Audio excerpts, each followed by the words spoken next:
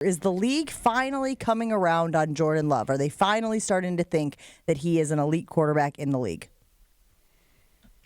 There was a lot of conversation on Get Up Monday morning about how he's in the MVP race, and people have elevated him into the top tier of quarterbacks and what a unique talent he is. I mean, I don't know that they've come around. I think he's got his supporters, and I think he's got people who still question him, but it's hard to argue with what he's doing. He's playing at an elite level right now.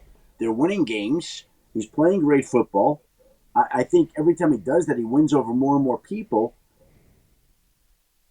I guess you sway some of those doubters and skeptics with every winning performance that you have the way he's had recently. Adam, this being a copycat league, and I look at the Green Bay Packers and I think Goody's formula is not to have a $35 million receiver, but a bunch of good guys in the range of 10 to maybe 18 million. You think teams are going to try and copy that formula? Because it seems to be working out. Because this is my point, Adam. Detroit loses Amon St. Brown. They're not the same, right? Green Bay loses Romeo Dobbs. Plug another guy in. You lose Jaden Reed. Plug another guy in. I think, I don't know. I think teams are going to start trying to copy that model. I don't know that's what he intended. Again, how many of these players, how many of these receivers are still on their rookie contracts? I believe all of them, correct? All of them, yes. Yes, all of them, yeah. So yes, you can go draft a bunch of wide receivers, but eventually, if any of them turn into the types of players that the Packers want them to be, they're going to get paid, and somebody is going to be willing to pay them if they're that good. So maybe Goody's model, I think, is more along the lines of we need help at the wide receiver position, strength in numbers. We're going to draft a bunch of guys, and hopefully some of them rise up, elevate, and then we have to pay some of them. They're not paying any of them just because they haven't been forced to be in a situation where they have to pay any of them right now. But eventually, if any of them are that good, they're going to have to pay them. Now, again, it's not unlike, say, the 49ers in the 80s. It just comes off the top of my head. When they were terrible, and they drafted that one year, if you remember, they drafted, I believe, Ronnie Lott and Eric Wright and Carlton Williamson. They drafted a whole new secondary. So it wasn't like the philosophy then was, okay, we're going to draft a lot of cornerbacks or defensive backs because we don't have to pay them. Eventually, if they're good, you have to pay them. And eventually, if they're good and you don't pay them, they're going to go somewhere else to pay them. Like they invested a first-round draft pick in Matthew Golden last spring, which everybody in Green Bay was happy about, because they needed more help at the position, and none of these guys had elevated to where they were an elite receiver. Yeah, they're all good. They all bring their strengths. They paid Christian Watson because they knew the type of player he could be. And frankly, let's be honest, he's coming off a knee injury. So he wonders, okay, hey, listen, they're offering me money right now. I might as well take some of this while I can. Who knows when you're going to be healthy? So they paid him. If Christian Watson never hurt his knee, would he have developed into I don't know. I don't know where he would be on the team, but right now he's playing great football. So, and they were out in front of it, and they paid him before they had to. So I don't think what you're saying is exactly right. It's not like the only reason, Adam. The only reason I say this is because they had every opportunity to re-sign Davante Adams, and they didn't. And Davante Adams is still a very good player and probably worth the $22 million. They could have had him again this year and let him go. That's the only reason I'm saying this might be Goody's MO, to have the 12 to $18 million receiver instead of the $35 million receiver. The Davante situation was a different situation. For whatever reason, he was looking to get out at that point in time. He had aspirations to play with other quarterbacks. The Raiders came at them hard. And maybe to your point, there absolutely was an element of they didn't feel like at this stage of his career that they wanted to go spend the big money at wide receiver on him. When they had all these other wide receivers, we'd rather take and draft some of these guys and develop them and start over. So in that sense, you're right, Chewy. But they haven't paid any of them because they really haven't had to pay any of them. So I know what you're saying, and I think there's certainly an element of truth to that, but there's also the flip side to it. Yeah. Whether it's HVAC, sheet metal, or welding, Smart 18 members are trained to be the best in the business with top-tier wages, unbeatable benefits, and lifelong career support. It's not just a job, it's a career. Learn more at smart18.org and start building your future today. Adam, what does it say about quarterbacking in the league if one team decides, hey, our best chance to potentially make the playoffs is signing a 45-year-old grandfather who hasn't played in 5 years, who, by the way, could potentially put his Hall of Fame clock on hold because his case was about to be debated in a couple of weeks here? It wouldn't be putting his Hall of Fame clock on hold. It would be restarting it. Restarting it, yes. Correct. Mm-hmm. If he signs to their active roster. Right now he's in their practice squad. So if on Saturday, which will be one of the big questions this weekend, if they sign him to the active roster on Saturday, then his Hall of Fame, he would not be eligible until the year 2031 again. He'd have to wait 5 more years. He's 44. He's got 10 children. He's got 1 grandchildren. His oldest child is older than Tyler Warren. We can come up with any number.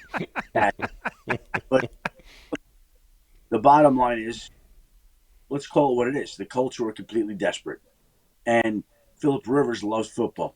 And when you got a team that loves, or you got a player that loves football, the team that's desperate, with a head coach who's very close with that quarterback, and they talk regularly anyway, and he knows the offense because he spent his career playing in that offense, you start to think, okay, you know what, I could go finish up here. It's 4 games, or who knows if he's going to play this week, and maybe it's 2 or 3 games that he winds up playing. Let's try to save it. I mean, how many times have you heard a player say, yeah, I'm done, and then maybe they'd like to come in and play at the end? I'm just thinking here, so clearly, he must not have been under right. He couldn't have been on the reserve retire list because the deadline for the reserve retire list is week 13. So his contract when he was done playing must have been up entirely, and he announced his retirement. He retired last summer with the Chargers, signed a 1-day contract in July. Chargers can take that back now. Maybe they could ask for draft compensation from the Colts. I don't know. Wild. And I just think it speaks to the Colts' desperation, Phillip Rivers' love of the game, and the connection that he and Shane Steichen have. It's crazy. Because I think like there must be some quarterbacks out there, right? There must be some guys on the street who are younger, maybe more athletic than a 45-year-old Phillip Rivers, but here we are. Well, here's the problem with that. It's past the NFL trade deadline. Quarterbacks, you can't just go to the local Wawa or 7-Eleven and go buy one. Okay, they don't exist. If they did, there would be teams like the Jets and others, Raiders, that would have added one by now. Okay, so they were in a spot where they felt like, and I understand why they would think this. They felt like this would be the best option at this point in time. Look, I think it's fascinating. I think everybody's waiting to see the way it happens. It's sort of like, another boxing match for George Foreman or another hockey game for Gordie Howe or whatever it would be. That's what we're talking about here, and we'll see how it works out. So just to be clear, they couldn't have gotten somebody off of a practice squad? Is that the way that the league works? Oh, of course, they could have signed any number of quarterbacks off practice squads. They felt like Phillip Rivers is a better option than, let's say, Sam Ehlinger in Denver. If you're Riley Leonard, how do you feel? You've been with this team all year, and they're going, hey, this guy might be a better option. Well, I think if you're Riley Leonard, you support this because, first of all, he and Phillip Rivers have worked together. They share the same agent. And beyond that, Riley Leonard has a strained knee ligament, and they don't know whether he's going to be able to play on Sunday. So if he can't play, what they're saying is we'd rather potentially have Phillip Rivers than Brett Rippon, the journeyman Brett Rippon. All due respect. No disrespect to him. He's bounced around, and they feel like they'd rather turn over their playoff chances to Phillip Rivers. Hold on, Adam, real quick. Sorry, Chew. I just want to know what's going on with the Colts. The Colts. Good grief, we've been talking about the Colts. I just want to know what's going on with the Chiefs. Do they stink now? That's where I was going to go. Oh, look at that symmetry, Chew. Yeah. I was going to ask him, did they get old and the talent's not there, or are they bored? Maybe bored's not the right word. It's throughout my career, I played, I think, 15 playoff games, which is essentially another season. Yeah. And you lose your fire. Is that what happened, or are they just Not But good. if I, you know what it is, Chewy, you say fire, I say edge. I say edge. Yeah, Like in okay. this league, okay, the difference between everybody is not that great. And you played 15 playoff games. How many playoff games, has Patrick Mahomes played? Yeah, I'll bet you it's sure. more than 50. They've won the division 9 straight years. So they've played probably 2 or 3 playoff games a year, maybe some year, 2 or 3, I would say. He's probably played 18, 19, 20, 21 playoff games. 21 playoff games. Wow. Yeah, so I was right. 21, so 6 more than you. You know what that must feel like. And offensive line issues. They've gotten a little bit old at certain spots. They haven't made plays when they needed to. There are a whole host of things that are going on, not to mention that other teams in the league have gotten good. And they used to regularly win close games. They don't do that anymore. They used to regularly not turn over the football. They do turn over the football now. Like all the things they didn't do that make the difference, that give you the edge over these other teams, that edge is gone. And now not only is that edge gone, but they're probably a little bit tired. They probably are a little bit stale. They probably are a little bit worn out. And it's turning up and manifesting itself in the way that they're playing right now. Adam, would you be shocked if Andy retired? I would be a little surprised, but look, at some point in time, he's going to say, you know what, it's enough. But I think he loves it so much that I don't think he's ready to walk away. Okay. But we'll see. Maybe I'm wrong. Adam Schefter on Jen, Gabe, and Chewy, brought to you by Tony Wendorf and Associates. Just like the moves made in the pros, Tony Wendorf and Associates, First Weber Group, help people make their own big moves every day. Trusted knowledge, superior service. They're the real estate MVPs of Wisconsin. Adam, you spent time covering the Broncos in Denver. What are the unique challenges the Packers are going to face going into that stadium and playing in Denver? Well, they know the altitude is real. You know, the funny thing is that I lived there for 16 years. And 2 years ago, I made plans to meet a buddy there to go to a Nuggets playoff game. And I flew in that morning, and automatically, like right when I was on the plane, I started getting a migraine headache, started getting more and more nauseous. And I was like, what the hell's going on here? By the end of the day, I was like in a doctor's office getting IVs, went back to the hotel that night, and flew home in the morning. So I flew to Denver to get altitude sickness. Never went to the okay. So now these guys are much younger and in much better shape than I am. I got it. And when I lived there for 16 years, I never, ever got sick. But it's real. Like, I mean, I'm just telling you, the altitude, you've played there, Chewy, right? Yeah. Yep.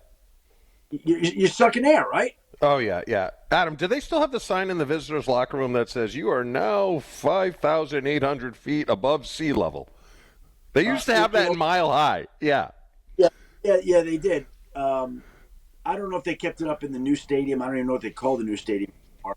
But they were very quick to point to, and it's just a real deal. That's one challenge you face. But then, of course, you know, there's a great defense they're going against. The challenge of Sean Payton, who's a great coach.